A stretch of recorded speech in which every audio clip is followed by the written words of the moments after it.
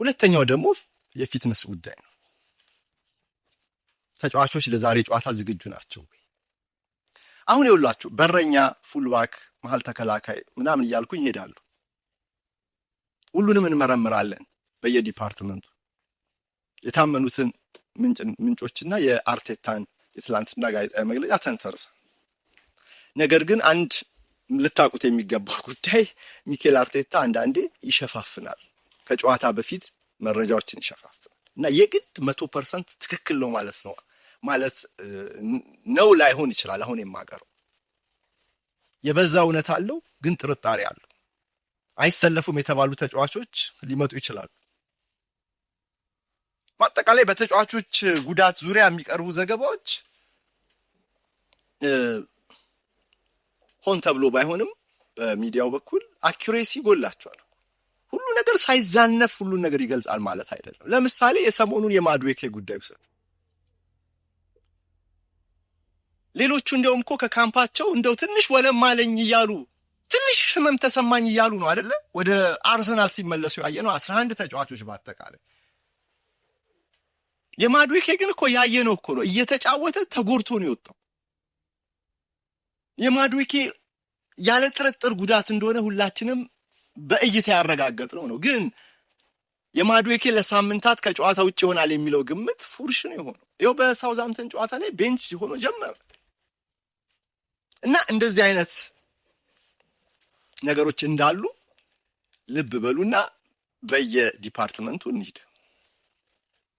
በየመስመሩ ግብ ጠባቂ ኬፓ አሪዛባላጋ ነው የገባው በሳውዛምፕተን ጨዋታ ላይ። የዴቪድ ራያ ፊትነስ ጥያቄ የለውም። ያለ ጥርጥር ዛሬ በመጨረሻዎቹ ሰዓታት ላይ እንግዲህ ያልሰማነው ነገር ከሌለ በስተቀር የአርሰናል በር የሚጠበቀው በዴቪድ ራያ ይሆናል። እሱ ብዙ የሚያነጋግረን አይደለም። ያኛው ጥሎ ማለፍ ስለሆነም ነው ኬፓ ቦታ ያገኘ። በቀኝ መስመር ተከላካይ በኩል የቤን ዋይት እና የዩሪያን ቲምበር ጉዳይ እዚህ ጋር መነሳት አለበት። ዋይት ከሳውዛምፕተን ጋር ተጫውቷል። አርሰናል ደጋፊዎችን ልብ ያቆሰለ ስህተት ደግሞ ፈጽሟል። እንደዚህ ነው አለርትነስ የሚባለው። አርቴታ ደጋግሞ በተለያዩ ቴክኒኮች የተጫዋቾቹን አቅም ለማሳደግ የሚሞክረው ይሄ ንቃት የሚባል ነገር እዛ ጋር ንቃት እንደሌለው ያስታውቃል። ቤን ዋይት የፈጸመው ስህተት ተጫዋች ግን ምንም ስህተት አትፈጽም አይባልም። ስህተት መቀነስ ነው ያለበት። እንደዚህ ያሉ ግን ዋጋ የሚያስከፍሉ ስህተቶች ቡድን ተሸናፊ አድርገውት ከውድድር የሚያስወጡትና ከዛ በኋላ ተያያዥ የሆኑ ጣጣዎች እንዲመጡበት የሚያስችሉ ስህተቶች ግን በቸልታ የሚታለፉ አይደሉም። ቢሆንም ግን ቲምበር ከቁርጭምጭሚት ጉዳቱ ለዛሬ ያገገመ አይመስልም። ዛሬም ሚስ ያደርጋል ይሄን ጨዋታ የሚሉ መረጃዎች አሉ። ነገር ግን ለቅዳሜ ደርሳል የሚል ተስፋ ደግሞ አለ። እንዳልኳችሁ ዛሬ ከስፖርቲንግ ጋር፣ ቅዳሜ ከቦርንመዝ ጋር ሁለቱም ጨዋታዎች በሁለቱ ውድድሮች ላይ ለአርሰናል ያላቸው ቦታ መናገር አያስፈልግም፣ ታውቁታላችሁ።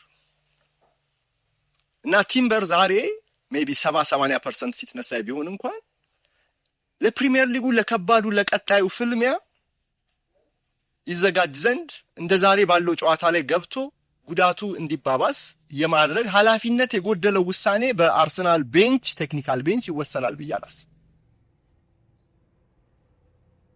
ስለዚህ አንድ ተጫዋች አገገመ ለጨዋታው ፊት ነው የሚባልበት ደረጃ አለ አይደል? ሁለት አይነት ደረጃ አለ። አንድ ተጣዋቂ ሆኖ የሚጀምርበት አሊያም ደግሞ ቋሚ ሆኖ የሚጀምርበት።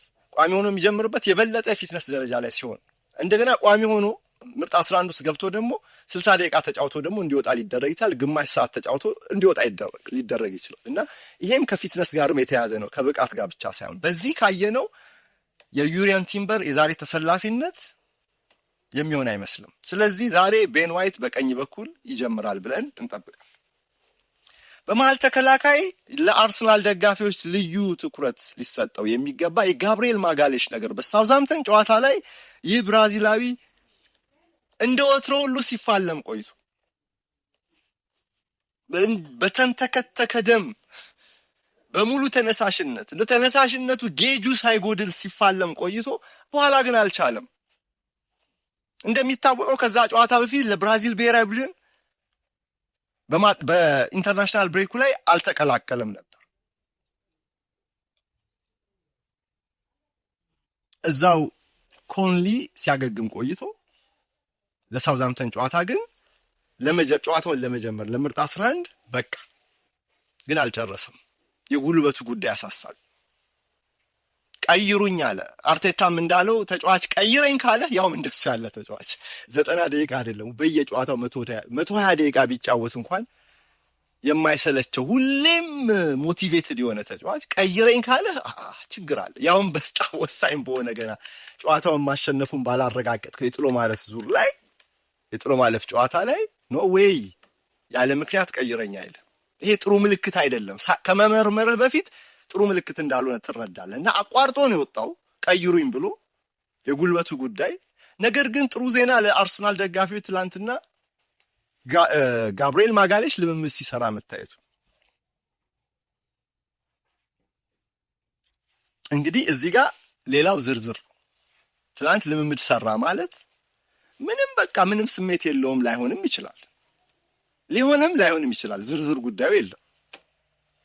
ግን ትላንትና ልምምድ ከሰራ ዛሬ በቋሚ ምርጥ 11 ውስጥ ሊጀምር ይችላል። ዊሊያም ሳሊባም እንዲሁ ወደ ፈረንሳይ ብሔራዊ ቡድን እንዳልሄደ ይታወቃል፣ እንደ ጋብርኤል ሁሉ።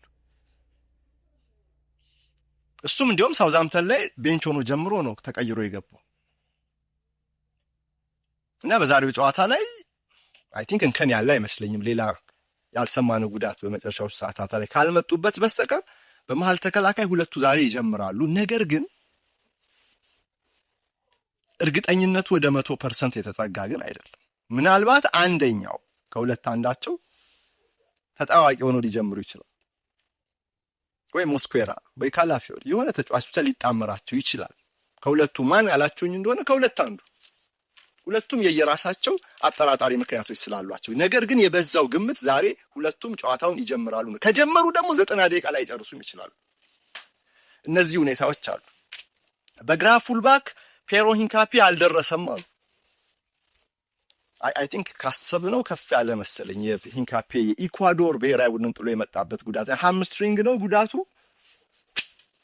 ለሳውዛምተን ጨዋታም በጨዋታ ልስብስብ ውስጥ አልነበረም እና መረጃዎች የሚያሳዩት ዛሬም ሂንካፒ የስብስቡ አባል የሚሆን አይመስልም። ነገር ግን ካላፊዮሪ፣ ሌዊስ ኬሊ በዛ ቦታ አሉና ያው አርቴታ የበለጠ ፊት ከሆነ ካላፊዮሪ ሊጠቀም ይችላል። መሀል ተከላካይ ላይ ካላሰለፈ የሌዊስ ኬሊ ስህተቶች እንደዚህ ባሉ ጨዋታዎች ላይ ዋጋ ሊያስከፍሉ ስለሚችሉ እዚህ ጋር የተሻለ ተጫዋች ማጥቃቱንም በደንብ የሚደግፍ ጨዋታውን አዌ ቀድሞ እንደው ለመጨረስ የሚያስችል ፕላን ካለው እንደ ካላፊዮሪ በግራ ፉልባክ ሁለቱ የመሃል ተከላካዮች ጋብርኤል ሳሊባ መሃል ላይ ቢጣመሩለት ይመርጣል። ስለዚህ ሂንካፒ የለም ማለት ነው።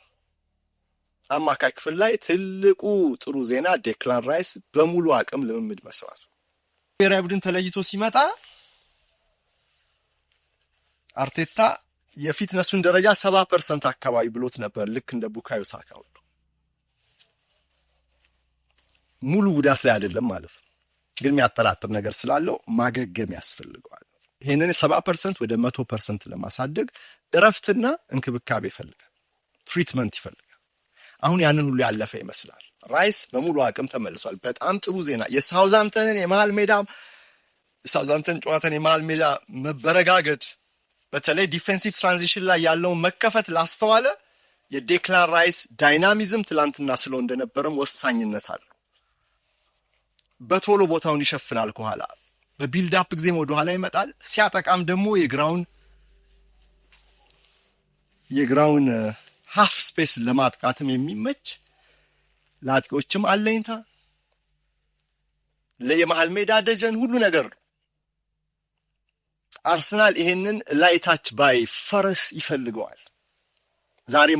ዛሬ በሙሉ አቅም ይጀምራል ጨዋታ ተብሎ ይጠበቃል። ማርቲን ዙቢሜንዲ ከሳውዛምተን ጋር ተቀይሮ ገብቷል። እሱም ከጉዳት አንጻር የሚያጠራጥር ነገር ያለው አይመስልም። ማርቲን ኦዴጋርድ ጨዋታ ጀምሯል በሳውዛምተን። በጥሩ ብቃት ነው አጀማመሩ የነበረው። በኋላ ምን ያነሳናቸው ድክመቶች አሉ ከታክቲክ እና ከቅንጅት ፖይንት ኦፍ ቪው። ግን ኦዴጋርድ በዛ ጨዋታ ላይ አጀማመሩ ጥሩ እንደነበር አይተናል። ስለዚህ ለምርጥ 11 ብቁ ነውና የአርሰናል አማካይ ክፍል ዛሬ ራይስ፣ ዙቢሜንዲ እና ኦዴጋርድ የሚጀምሩ ይመስላል። ምክንያቱም ኤቤሬቺ ኤዘ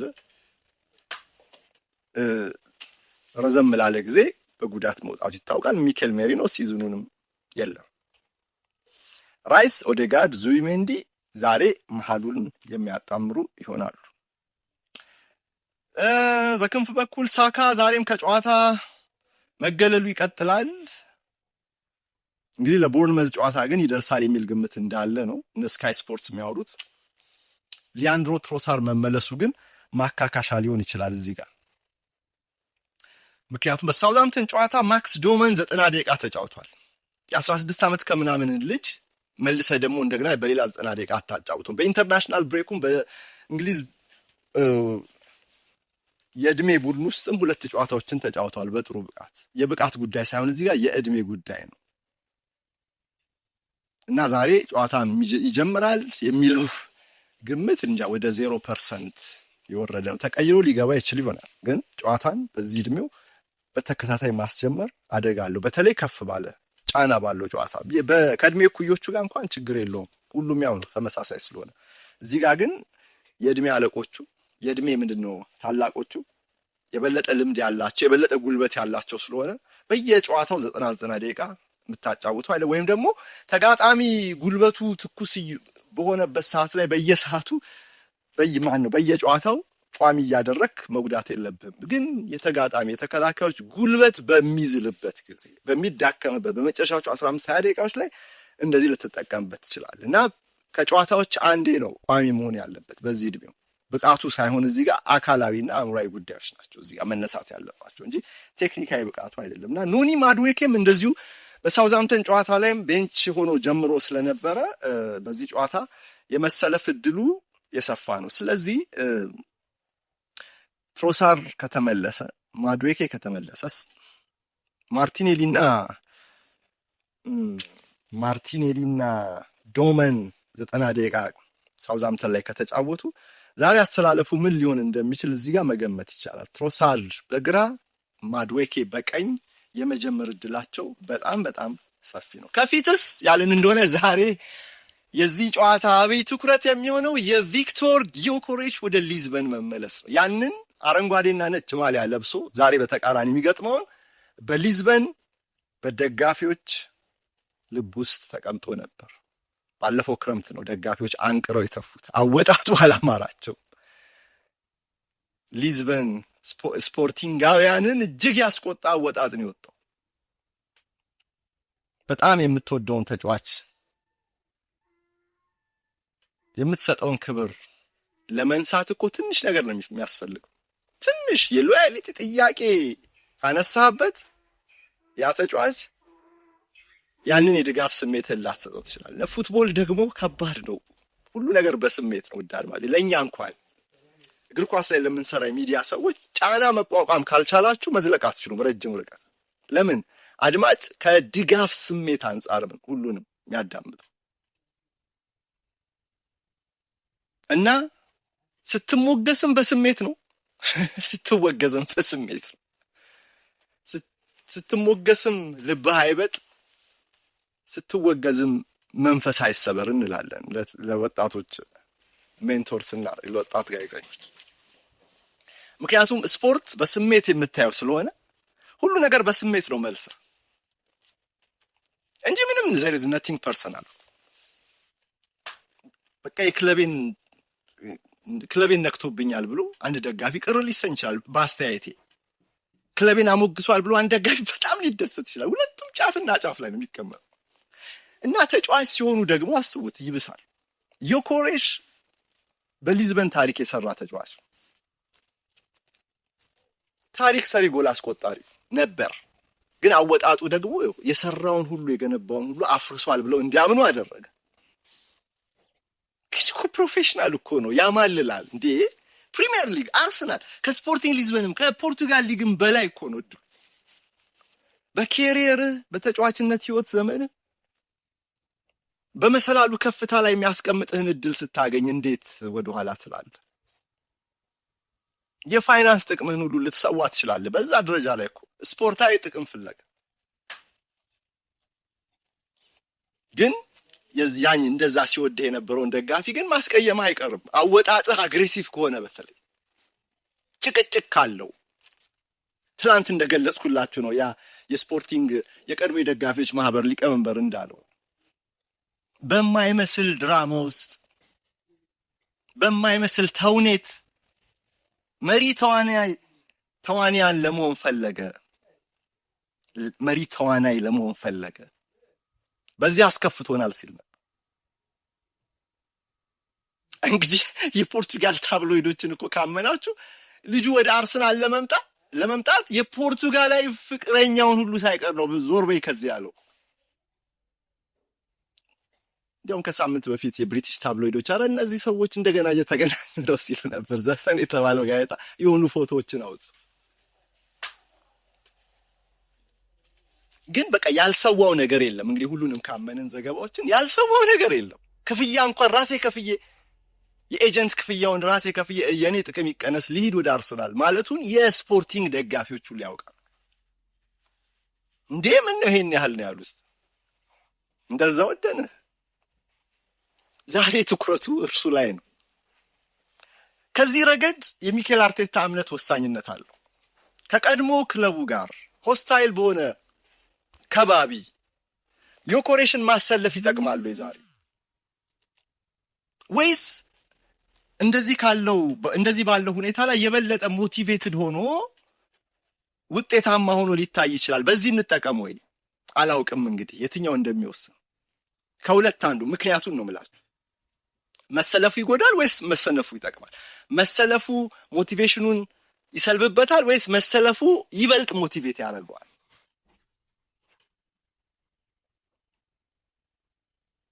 እዚህ ላይ ጥያቄ ምልክት አድርገን ልናልፍ እንችላለን። ግን ቪክቶር ዮኬሬሽ ዛሬ የሚሰለፍ ይመስላል። ጨዋታውን የሚጀምር ይመስላል። ለምን? ከሳውዛምተን ጋር ተጣዋቂ ሆኖ ጉልበትም ሰብስቧል። ከዛ ነው ተቀይሮ ገብቶ ጎሏን ያስቆጠረው።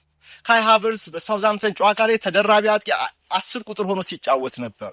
እዛ ጋር መሃል ሜዳ ላይ የሃቨርትዝ የኦዴጋርድ እና የኖርጋርድ ጥምረት በዲፌንሲቭ ትራንዚሽኑ ላይ ለአርሰናል አልጠቀመም።